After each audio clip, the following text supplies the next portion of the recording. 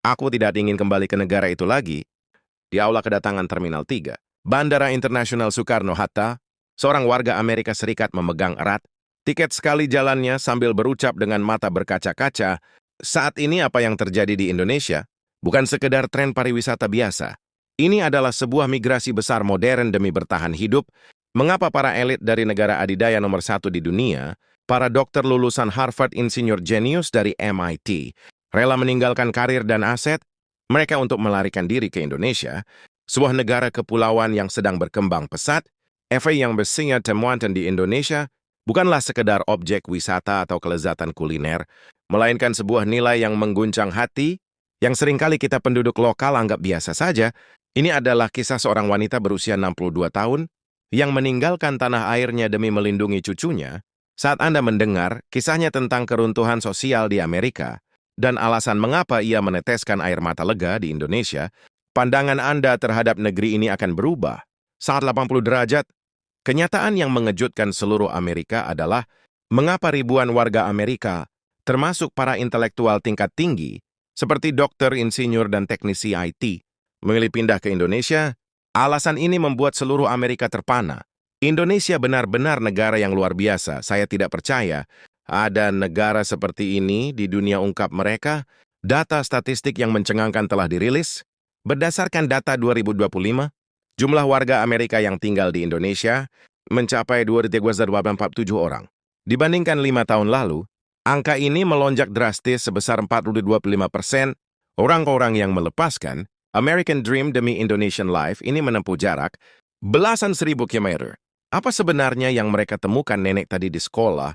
Aku harus bersembunyi di bawah meja lagi. Nama saya Ellen Thompson.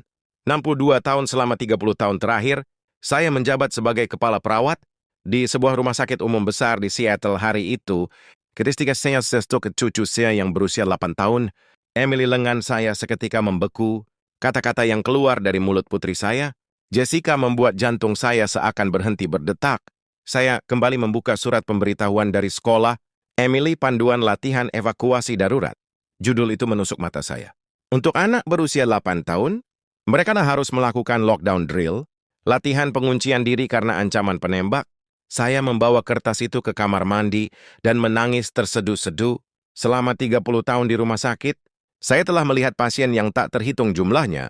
Namun menghadapi kenyataan bahwa cucu saya sendiri harus berlatih cara menghindari penembakan massal, hati saya hancur total. Suami saya, David, adalah pensiunan guru SMA. Berusia 64 tahun. Selama beberapa bulan, ia menderita nyeri lutut yang hebat. Ketika saya menelepon untuk memesan jadwal di klinik, ortopedi, kata-kata petugas administrasi di sana, tiada akan pernah saya lupakan. Jadwal dokter tercepat adalah 6 minggu lagi. Untuk Mari, adik harus menunggu 4 minggu tambahan. Ini berarti hanya untuk mendapatkan diagnosis, kami harus menunggu 10 minggu.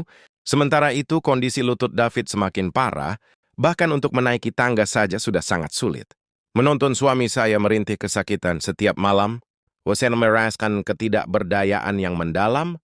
Sebagai tenaga medis dengan pengalaman 30 tahun, kenyataan bahwa keluarga saya sendiri tidak bisa mendapatkan perawatan yang semestinya adalah ironi yang menyakitkan.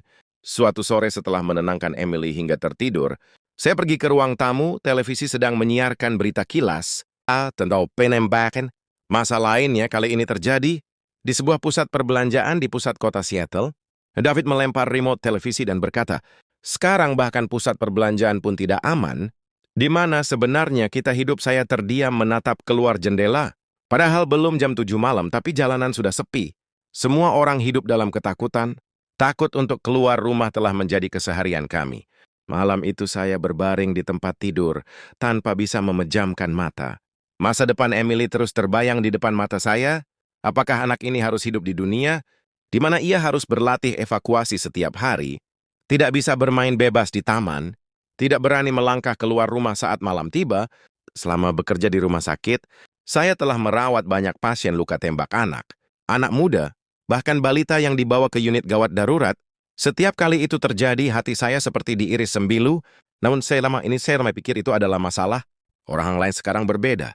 Cucu saya, putri saya bisa menjadi korban kapan saja. Ketakutan ini mulai menggerogoti jiwa saya.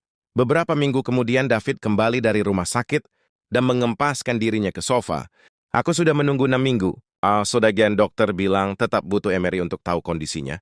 Tapi Emery masih harus menunggu 4 minggu lagi. Wah iya benar, wajah suami teh. Kelelahan dan frustrasi terukir dalam di wajahnya. Jika ditambah persetujuan asuransi, mungkin butuh 3 bulan. Lagi bagaimana kalau lututku semakin parah? Sementara itu inilah realitas medis di Amerika. Sistem yang diklaim sebagai yang terbaik di dunia, namun pasien harus menunggu berbulan-bulan dan menanggung biaya selangit. Saya bekerja di sistem ini selama 30 tahun.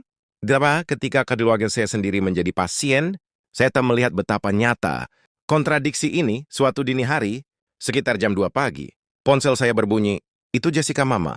Ada penembakan di dekat lingkungan kita." Emily takut sekali dan terus menangis. Saya segera berpakaian dan berlari ke rumah putri saya.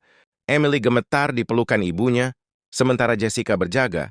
Di dekat jendela dengan waspada, suara siren polisi memenuhi malam itu. Malam itu juga sambil memeluk Emily, saya membulatkan tekad.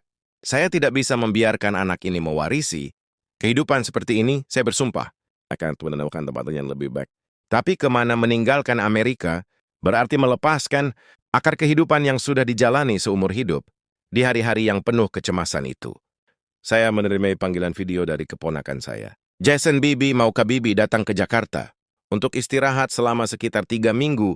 Saran Jason terasa sangat mendadak. Jason adalah seorang konsultan yang baru 6 bulan, bekerja untuk sebuah proyek di Jakarta. Di layar ponsel Jason terlihat segar, dengan latar belakang pemandangan malam, Jakarta yang gemerlap, Indonesia terlalu jauh. Jason dan bahasanya juga kami tidak mengerti. Saya ragu seumur hidup saya tinggal di Seattle. Tidak pernah terpikir untuk pindah ke Asia. Jason tersenyum, Bibi, rumah sakit. Di sini punya staf internasional dan penerjemah. Dan lutut paman di sini dalam 1 minggu. Semua bisa selesai. Dari diagnosis sampai perawatan, 1 minggu saya menatap layar dengan wajah tidak percaya. Ya benar, ayah kolega saya juga menjalani operasi lutut. Pagi MRI besoknya, rencana perawatan keluar. Biayanya mungkin hanya 1/10 dari biaya di Amerika. David menyela dari samping, 1/10, mana mungkin paman. Sistem medis di sini sangat berbeda. Waktu tunggu singkat, biaya masuk akal. Dan yang paling penting, Jason berhenti sejenak dengan ekspresi serius. Di sini, meskipun malam hari kalian bisa berjalan-jalan bebas kemana saja, masalah senjata api di sini sama sekali tidak ada. Kata-kata itu membuat jantung saya berdegup kencang. Benarkah ya? Tahun lalu hampir tidak ada kasus penembakan sembarangan di kota besar jam 11 malam. Masih banyak nenek-nenek yang berjalan santai di taman. Wanita juga berani naik transportasi umum sendirian. Saya tidak percaya apa yang saya dengar. Berjalan bebas di malam hari tanpa rasa takut. Kalimat itu sudah lama tidak saya dengar. David menggenggam tangan saya. Ayo kita pergi sekali saja.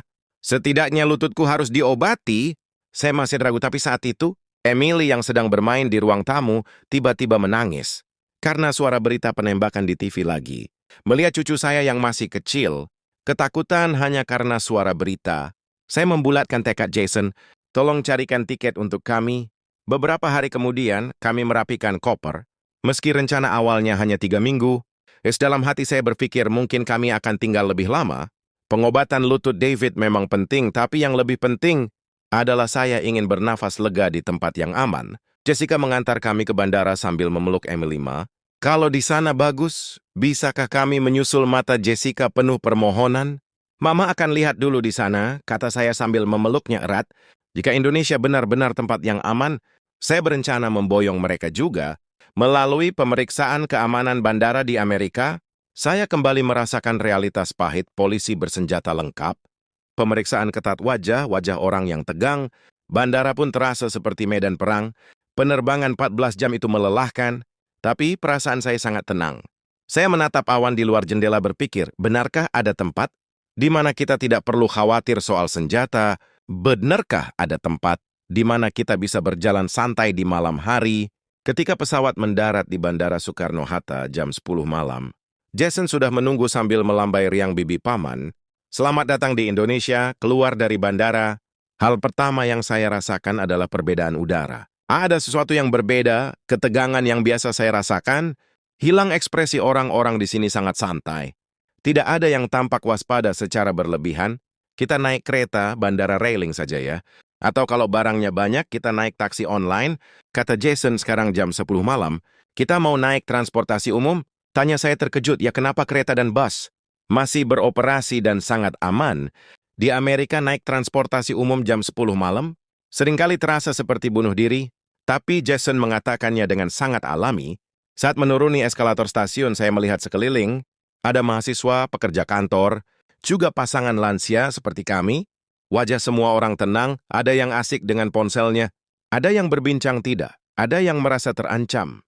Di dalam gerbong kereta yang bersih dan terang, saya merasakan rasa aman yang luar biasa.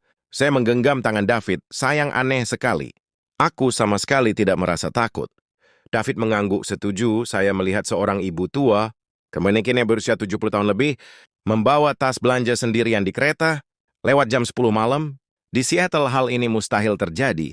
Melewati jalanan Jakarta, pemandangan malam yang terang, benderang membuat saya terpaku. Di tepi jalan, orang-orang masih duduk di kedai kopi, ada yang bersepeda. Padahal sudah hampir jam 11 malam. Apa mereka tidak dalam bahaya? Tanya saya. Jason tertawa, bahaya apa di sini? Ini adalah keseharian, bahkan banyak orang baru mulai berolahraga atau mencari makan. Tengah malam kami tiba di apartemen yang disiapkan Jason di kawasan Jakarta Selatan. Dari jendela lantai 30. Lampu-lampu kota terlihat damai, istirahatlah. Aku sudah buat janji dokter besok pagi untuk paman. Kata Jason, malam itu saya tidur dengan sangat nyenyak, tanpa kecemasan, tanpa ketakutan. Untuk pertama kalinya dalam waktu lama, ya saya merasa aman di sini meski jendela dibuka. Suara yang terdengar bukanlah tembakan, melainkan suara kehidupan kota yang tenang. Keesokan paginya jam 9, Jason membawa kami ke sebuah rumah sakit internasional di kawasan pusat. Masuk ke lobi, saya terpana. Fasilitasnya sangat modern dan bersih. Petugas di bagian administrasi menyapa kuileda dengan bahasa Inggris yang lancar. Tuan Thompson dan Nyonya Mari, asisten medis kami akan mendampingi. Hanya saya dalam beberapa menit. Seorang asisten medis bernama Sari menyapa kami. Halo, saya Sari, mari saya antar ke ruangan dokter. Saya masih tidak percaya janji temu yang di Amerika butuh berminggu-minggu di sini bisa didapatkan dalam sehari di ruang tunggu. Ada banyak pasien dari berbagai negara Eropa.